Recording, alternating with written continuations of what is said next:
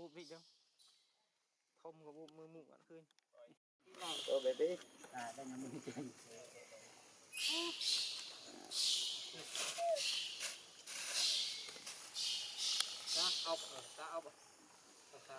ta ốc tiếp good cái này em mở tay tao nó làm rốt rồi và nó phi chân rốt okay.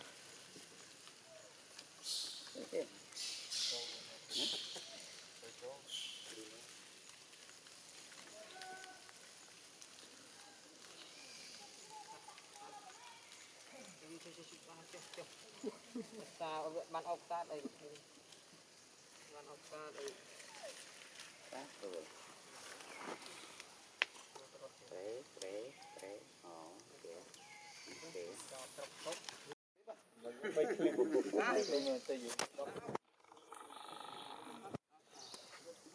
rồi giờ rồi không rốt mà anh chú anh cúi anh chú anh cúi đây mình cần chưa nè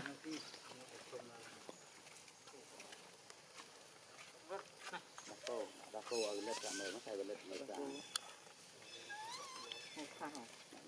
cái đó nó lên mà swap tôi lại nhân rồi cái đó chạm khang đó sao chắp đâu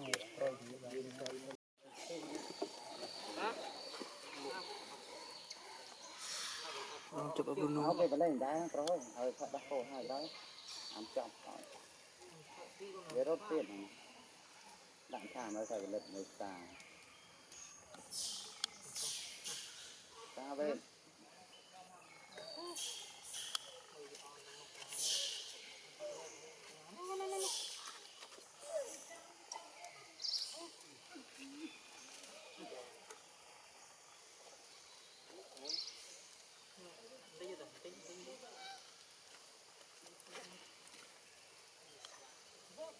đặng khang rồi lên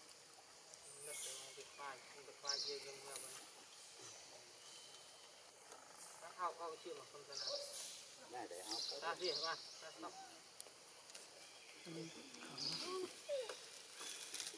là một cái video to mà ốp là nôm nặng là cái đầu chọc đi ra ba cái kia thì khen được ba đi tôi đây rồi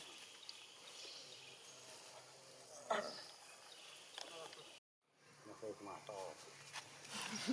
to đi nó ngày thì cái này thứ ba là cái chắc là to mà to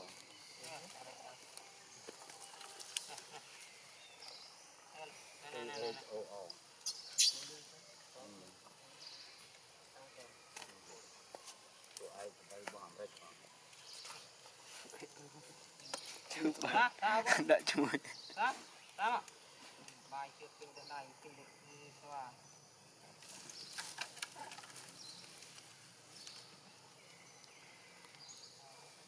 sao đó là nó cổ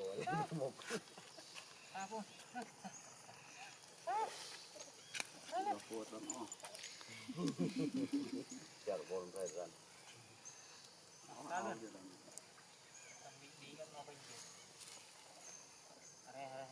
đã rốt lại cái con gì rồi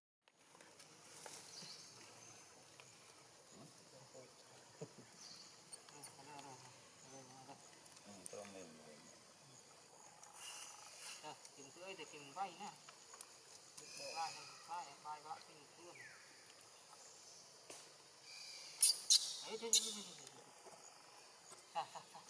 đấy ở chạm hết đấy để tên lại lên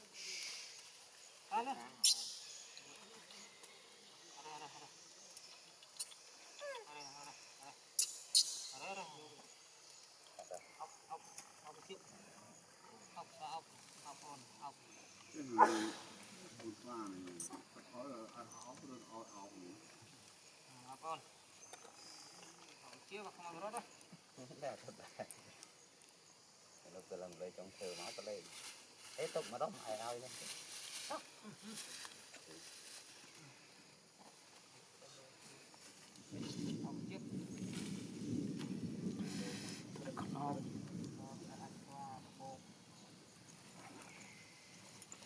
ไม่ได้นะ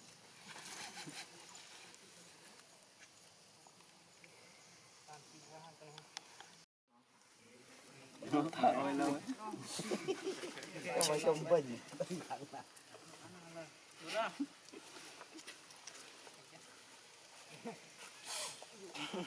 จับไปเลยยังคิดผมเหมือนเจ็ดปุ่นตรงนั้นเห็นรถใหญ่ เป็นน้ำประทุบโจเจอ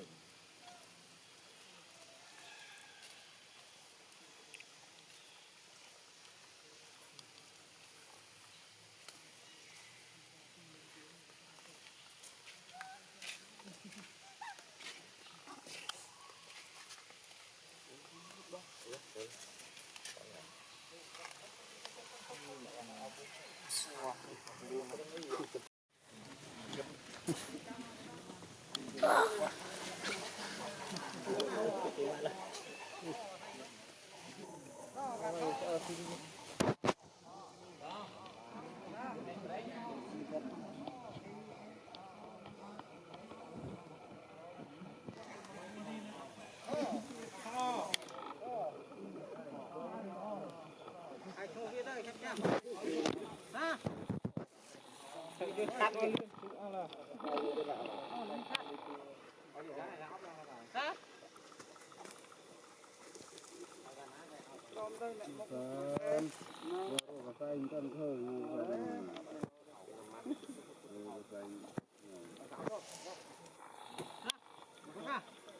ออก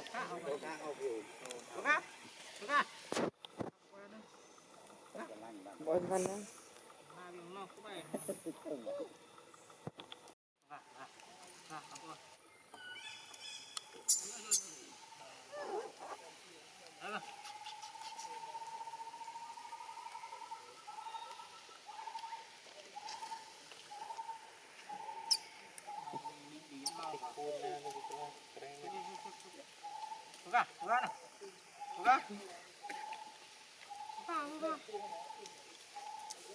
น้ำไม่มีเอาไม่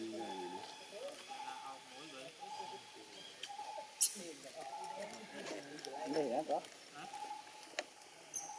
เลยนะวัดเอาเล่นได้เหรอก็เมื่อ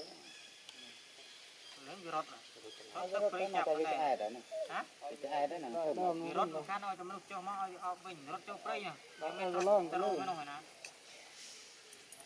แต่หนังก็เราจะได้แต่ไม่ต้องกระดาษแต่ตักแล้วมันก็เรื่องนะ mình sẽ bàn phi thay, บ้างแอดได้ on thôi thôi, จังก็หมักเลยได้ได้เอาไว้ nè, đang có ai như nó bị ao bình như họ bị bàn phi thay.